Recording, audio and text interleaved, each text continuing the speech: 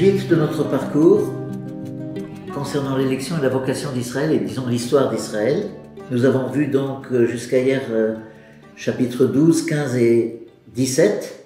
Nouvelle étape avec le chapitre 18 de la Genèse, un chapitre assez bien connu. Abraham reçoit 3 hôtes mystérieux, 3 hommes qui viennent, qui passent devant la tente, il les invite. Attention, ils sont 3, mais Abraham s'adresse comme s'il n'y en avait qu'un seul. Mon Seigneur, daigne ne pas passer ici sans t'arrêter chez moi, que je t'offre l'hospitalité. Donc toute la tradition y voit déjà comme une sorte d'annonce mystérieuse de la Trinité. Un seul Dieu, mais 3 personnes. D'ailleurs, la célèbre Trinité de Roublev, l'icône, à l'origine représente d'abord ce qu'on appelle les 3 grâces, c'est-à-dire les anges qui bénéficient de l'hospitalité d'Abraham. Ils sont 3, ce sont d'abord des anges.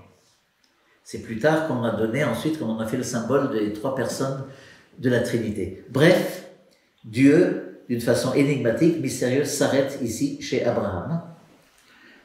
Et ils disent, l'an prochain, ta femme Sarah aura un fils. Or, Sarah, elle était là, elle écoute aux portes. Elle n'était pas là dans le lieu même où elle a eu la rencontre, mais elle écoute aux portes, pas très discrète. Elle entend cette promesse, et voilà que c'est elle qui se met à rire. Elle se met à rire et se dire, voilà, je vais vous citer exactement ce qui est dit là. Sarah écoutait à l'entrée de la tente.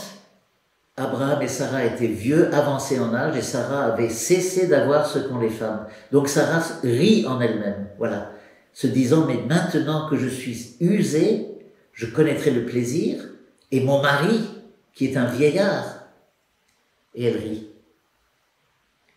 Mais le Seigneur dit à Abraham, écoutez bien ça maintenant, pourquoi Sarah a-t-elle ri, se disant, vraiment vais-je encore enfanter alors que je suis devenue vieille? Y a-t-il rien de trop merveilleux pour le Seigneur, pour Dieu? À la même saison, l'an prochain, je reviendrai chez toi et Sarah aura un fils. Qu'est-ce qu'il lui dit là? Qu'est-ce que dit Dieu à Abraham? Y a-t-il rien de trop merveilleux pour le Seigneur?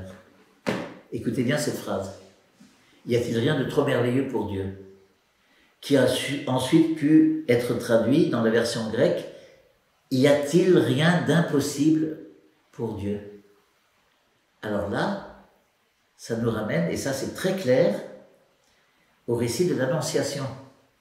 Mais ici, ça ne concerne pas la Vierge Marie et l'enfant Jésus encore à naître, mais c'est la cousine Élisabeth. L'ange dit, pour conforter Marie dans sa foi, « Et voici que ta cousine Élisabeth va enfanter, elle qu'on disait stérile, et elle est âgée aussi, elle en est à son 6e mois, car rien n'est impossible à Dieu. » Alors ce que dit l'ange là est une allusion, une citation exacte de ce que disent les 3 personnages mystérieux à Abraham, parlant de Sarah. Y a-t-il rien de trop merveilleux pour Dieu, ou y a-t-il rien d'impossible pour Dieu?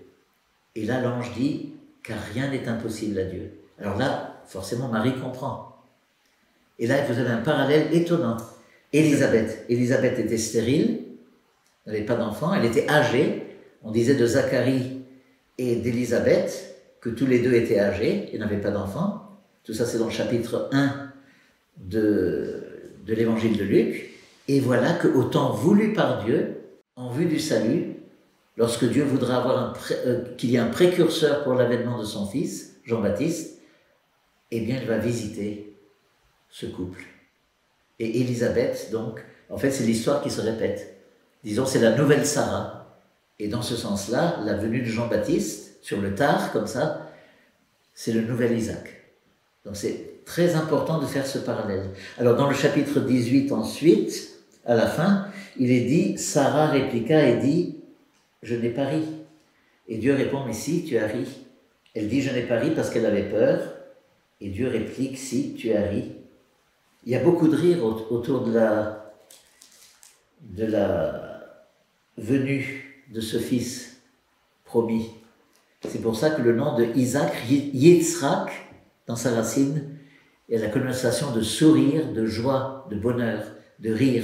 C'est un enfant qui va apporter la joie, qui va être comme un sourire de Dieu. C'est Dieu lui-même qui sourit devant ce qu'il fait, devant les merveilles qu'il fait. Donc c'est la joie de la rédemption.